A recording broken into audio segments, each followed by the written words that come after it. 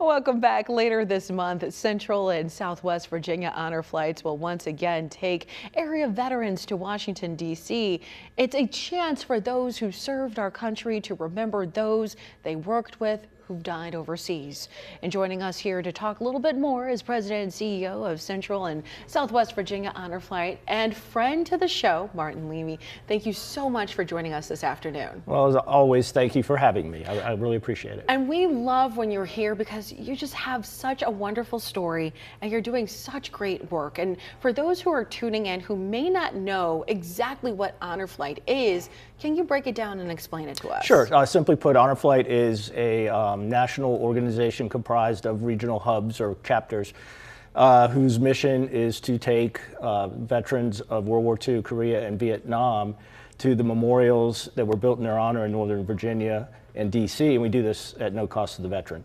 What is it like for you? Because, I mean, you're always working. You're working behind the scenes, you're working in front, it's talking to us, you know, getting the word out for all those veterans who may not have registered. What is it like for you every time you do a trip like this, just to see them make that trip to D.C. and see the memorials? Oh, it's fantastic, and it's very, very rewarding to see these vets. We get on the bus on Friday and everyone's real quiet and not really interacting, but you know, you're in a metal box with wheels together for almost three days, and you start to see the walls breaking down, the interaction, and then everyone starts.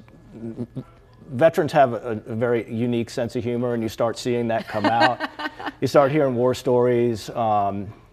And, you know, everyone's picking on inter-service stuff. Everyone's picking on the Marines and Air Force. Right. And so you get that going on. And, you know, there's a whole lot of camaraderie and rapport that's built.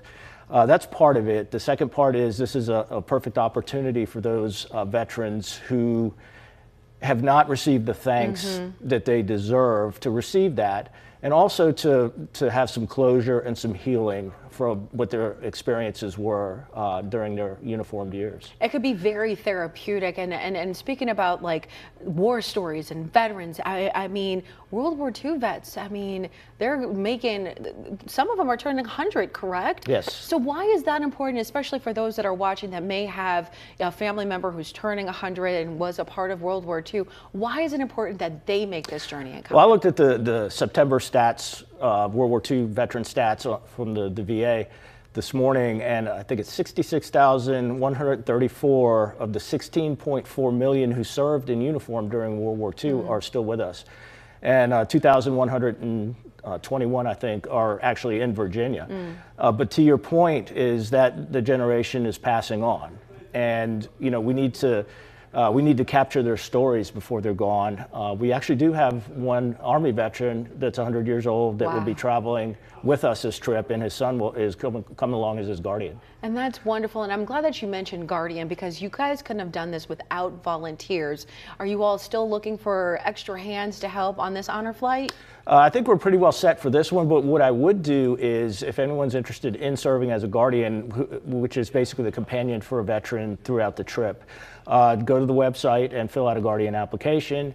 I want to caveat that with the guardians pay their own expenses so that we can keep the trip free for vets. Now, before we wrap up, once again, for folks that may want to be a part of this honor flight, when is it happening? How do they sign up? Again, just go to the website, cswvirginiahonorflight.org. There is a button at the top that says apply. Hit that, it'll drop down, and then you have an option for guardian or veteran. Fill out the appropriate application, and boom, it goes into our database. And then we'll have you for, you know, the way we prioritize by World War II, Korea, then Vietnam vets. And then with guardians, it's like, you know, first come, first serve. Yes. And then I do screen guardians. I'm very, very careful about making sure that we have the right person with the right attitude on the trip.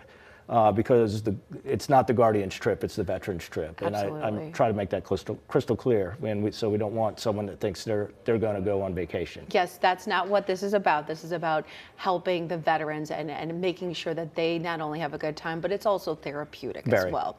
Well, thank you so much, Martin, for being here this afternoon. Guys, stick around. We have plenty more to come on WFXR News at Noon.